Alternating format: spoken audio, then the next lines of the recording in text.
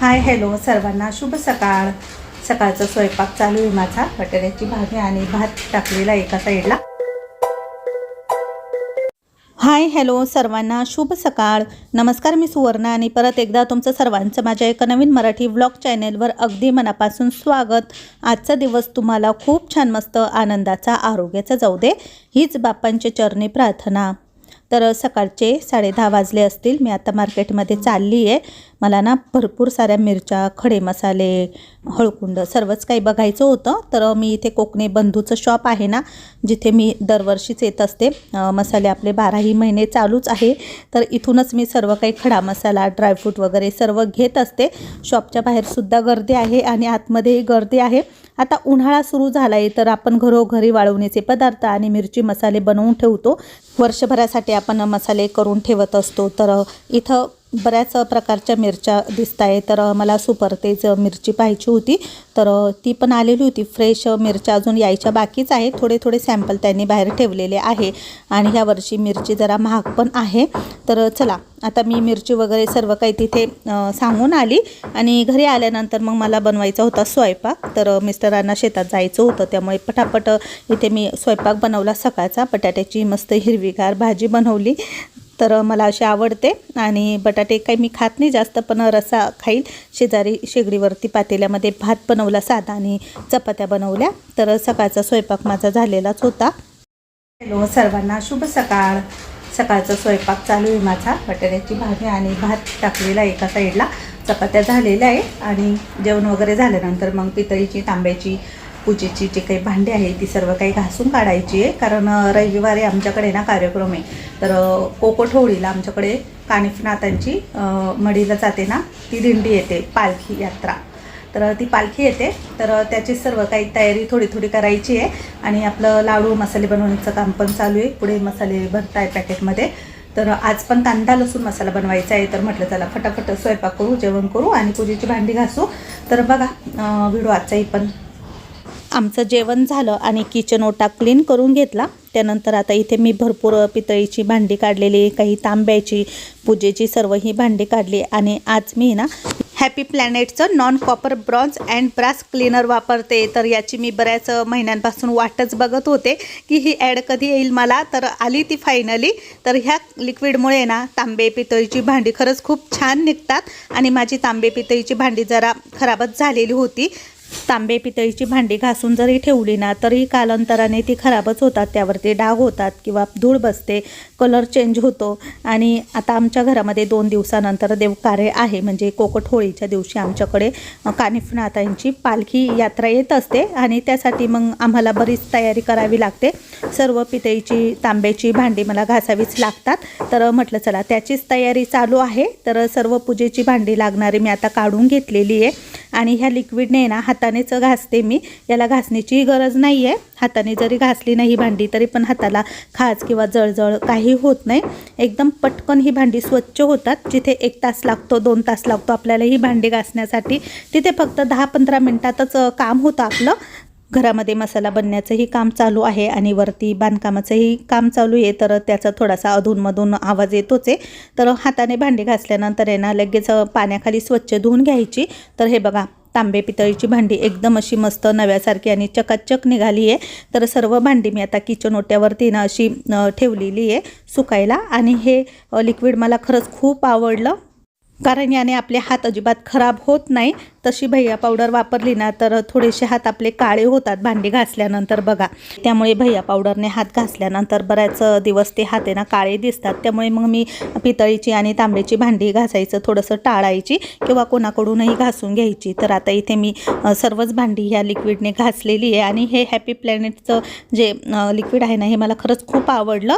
तर याचं मला प्रमोशनच आलेलं होतं आणि प्रमोशन मी व्हिडिओ शूट करत होते ना, तर म्हटलं चला तुम्हाला पण थोडंसं दाखवू। तर ज्यावेळेस मी ॲड टाकेल ना त्यावेळेस याची लिंक वगैरे तिथे तुम्हाला भेटूनच जाईल। तर चला आता इथे मी सर्वच भांडे आता स्वच्छ मस्त घासून आणि निथळायला ठेवलेले आहे। थोडा वेळ उन्हामध्ये ठेवले तरीही चालतील किंवा सावलीला सुकवले तरीही चालतील। नंतर मग कोरड्या नॅपकिनने स्वच्छ पुसून घ्यायची ही सर्व भांडी। तर बराच वेळ लागतो आपल्याला पितळेची तांब्याची भांडी घासायचं म्हटलं तर, पण ह्या लिक्विडने ना जास्त वेळ काही मला लागला नाही, फक्त 15-20 मिनिटामध्येच माझी सर्व भांडी घासून झाली। आणि कधी कधी काय होतं समईमध्ये किंवा मग बऱ्याच भांड्यांमध्ये ना कोरीव काम केलेलं असतं आणि तिथे आपले हात जात नाही आणि पावडर पण व्यवस्थित लागत नाही, तर लिक्विड आहे ना पूर्णपणे त्यामध्ये जातं आणि तिथली घाण वगैरे सर्व काही स्वच्छ होते। तर मी समई पूर्ण खोलूनच घासत असते, पण आज मी समईला पूर्ण काही खोललं नाही, अशाच वरवर लिक्विड मारून आहे ना स्वच्छ हाताने चोळून घेतल्या तरीसुद्धा त्या एकदम मस्त चमकायला लागल्या होत्या। तर आता माझी सर्वच भांडी इथे घासून झालेली आहे जवळपास। आणि हे प्रोडक्ट काही जास्त महाग पण नाही आहे, फक्त 299 रुपयाला आहे। तर सर्व भांडी मी अशी धुतल्यानंतर आहे ना एका कोरड्या नॅपकिनने स्वच्छ पुसून पण घेतली। तर बघा एकदम मस्त अशी नव्यासारखी सर्व भांडी ना चमकायला लागलेली आहे। नाहीतर पितळी आणि तांब्याची भांडी घासायचं म्हटलं तर जाम टेन्शनच येतं। त्यानंतर आम्हाला बनवायचा आहे मसाला। तर मसाला बनवण्याचं काम आता रोजच चालू आहे, कारण जसा उन्हाळा सुरू झाला आहे ना तर भरपूर ऑर्डर पण वाढलेल्या आहे आपल्याला, त्यामुळे मग रोज एक एक मसाला बनवण्याचं काम आमचं चालूच आहे। तर इतकी सारी कोथिंबीर कशासाठी, तर कांदा लसूण मसाल्यासाठी मिस्टरांना मार्केटमध्ये लावलं होतं। तर कांदा लसूणसाठी भरपूर आलं लसूण कोथिंबीर लागते ना, एकदम फ्रेश अशी ताजी टवटवीत कोथिंबीर आणली होती मिस्टरांनी। आणि 5 किलो मिरचीच्या प्रमाणामध्येच मी सर्व काही मसाले बनवत असते। प्रत्येक मसाल्याचं प्रमाण 5-5 किलोचंच असतं माझं। मग बऱ्याचशा बॅचेस आमच्या होत असतात दिवसभरात मसाल्यांच्या। तर इथे मी आता कोथिंबीर निवडायला घेतलेली आहे, मस्त गावठी आणि असा सुगंध येत होता कोथिंबीरीचा, छान आणलेली होती। तर मिस्टरांना बोलली की अजून जास्त आणायच्या होत्या ना, तर मला पण माहीत नव्हतं आता कोथिंबीर जास्त स्वस्त आहे, इतकी काही महाग पण नाही आहे, कारण एवढी मोठी कोथिंबीरची जुडी 20 रुपयालाच घेऊन आले होते ते। तर मी त्यांना बोलली अजून 2 आणायच्या होत्या, म्हणजे कांदा लसूण मसाल्याला कोथिंबीर बरीच लागते आणि उन्हाळ्यामध्ये कोथिंबीर महागच मिळते ना, त्यामुळे मग स्वस्त असली तर आपण ती निवडून सुकवून स्टोअर करून ठेवू शकतो।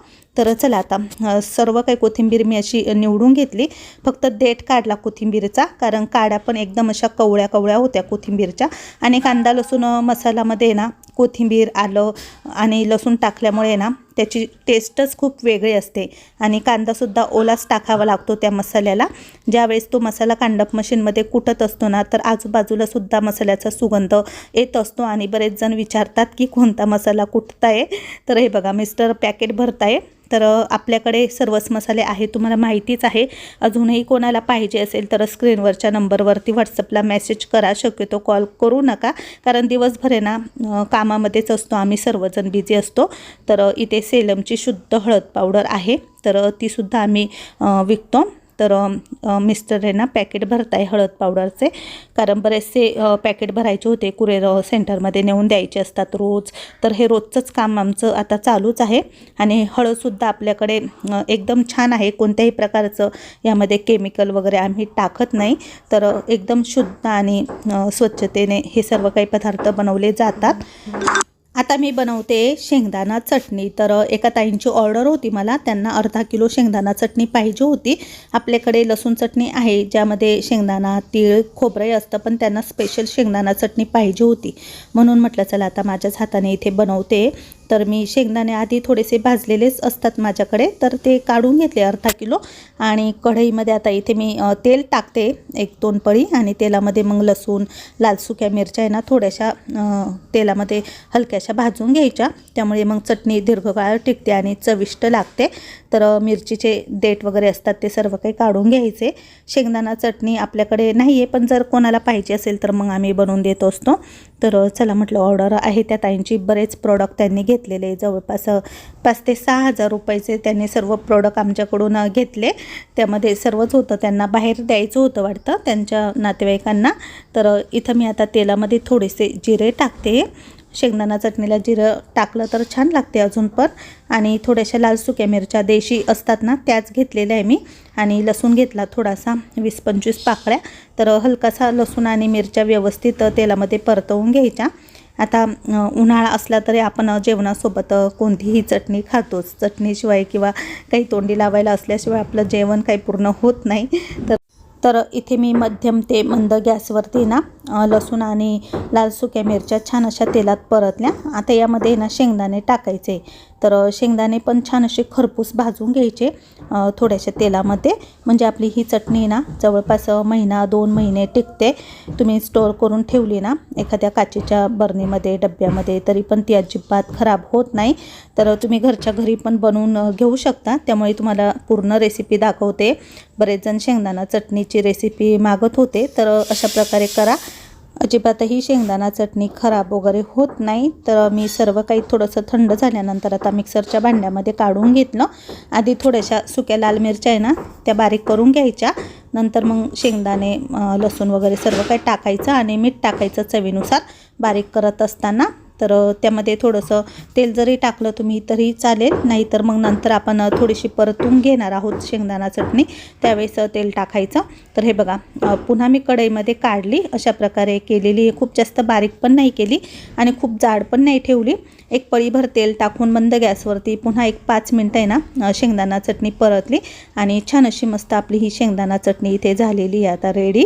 तर चला आता पुढे ना भरपूर पसारा पडलेला आहे पॅकेटचा. तर सर्व पॅकेटवरती स्टिकर वगैरे लावलेले आहे राहुलने.